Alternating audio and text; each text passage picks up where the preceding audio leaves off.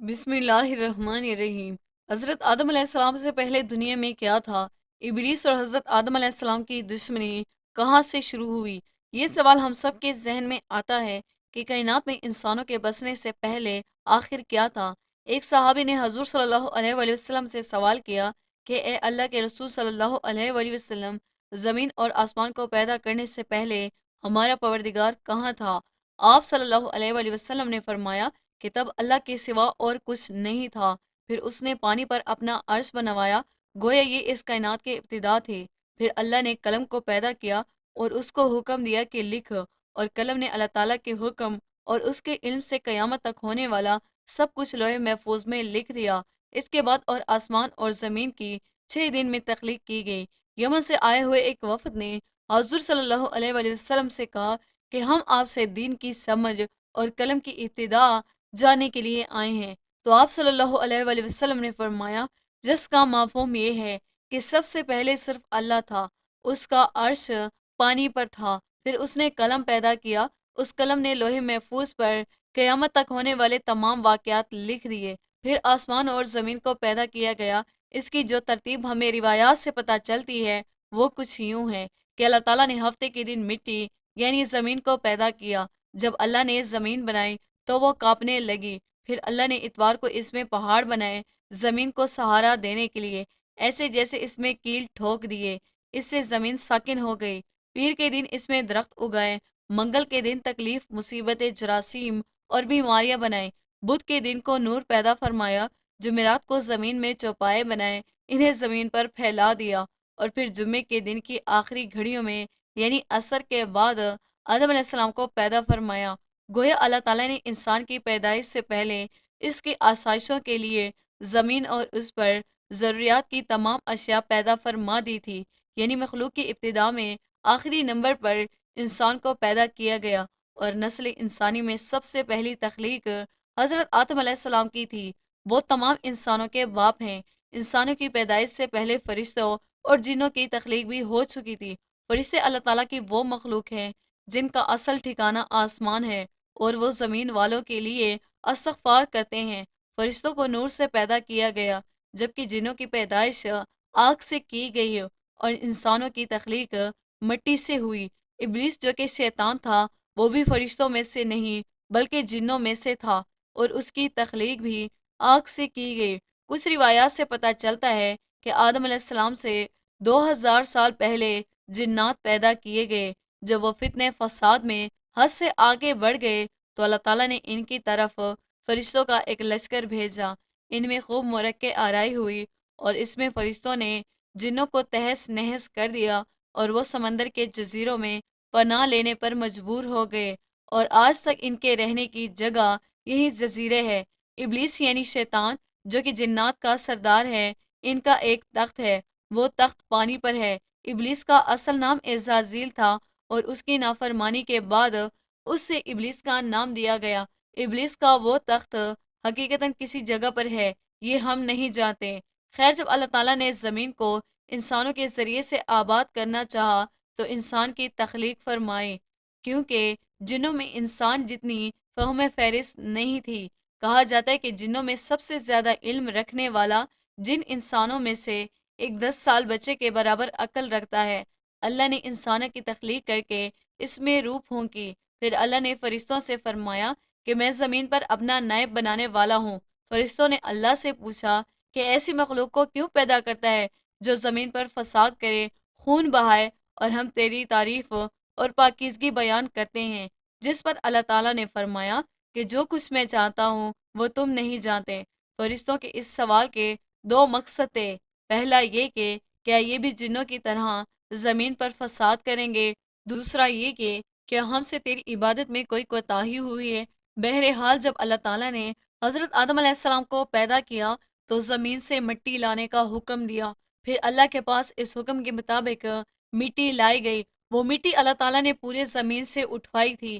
یہی وجہ ہے کہ حضرت آدم علیہ السلام کی اولاد زمین کے رنگ کے مطابق ہی ظاہر ہوئی، بعض سرخ، بعض سفید اور بعض سیاہ، بعض اس کے درمیان۔ اس مٹی کو پانی سے تر کیا گیا تو یہ 3 بن گئی۔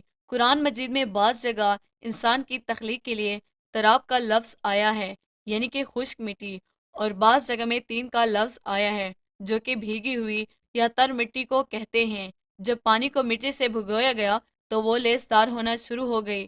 پھر اللہ تعالیٰ نے خود اپنے مبارک ہاتھوں سے اس مٹی سے انسان کا ڈھانچہ تیار فرمایا۔ اللہ تعالیٰ نے انسان کی تخلیق فرشتوں کے سپرد نہیں کی، بلکہ انسان کو خود ایک مورتی کی صورت میں ڈھالا۔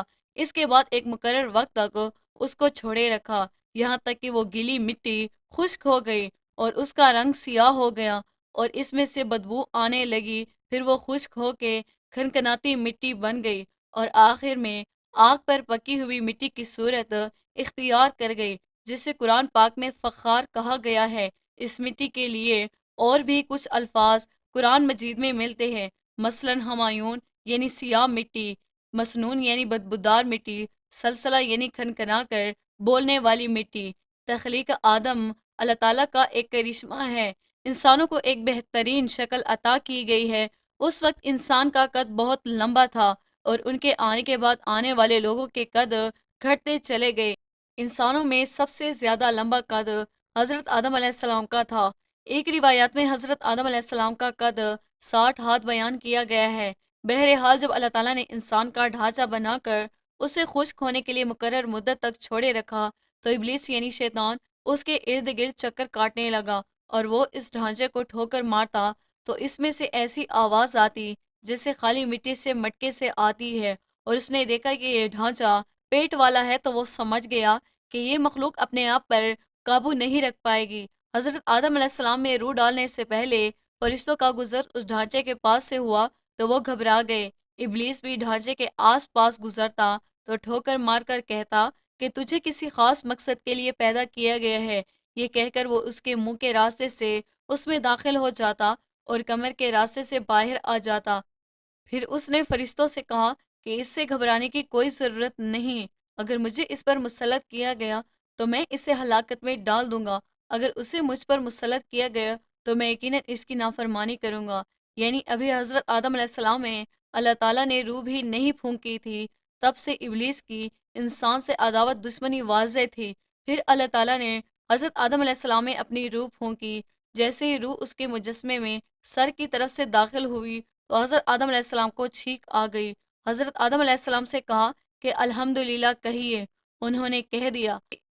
اللہ تعالیٰ کی اس تعریف کے جواب میں اللہ تعالیٰ نے فرمایا کہ تجھ پر تیرا رب رحم فرمائے۔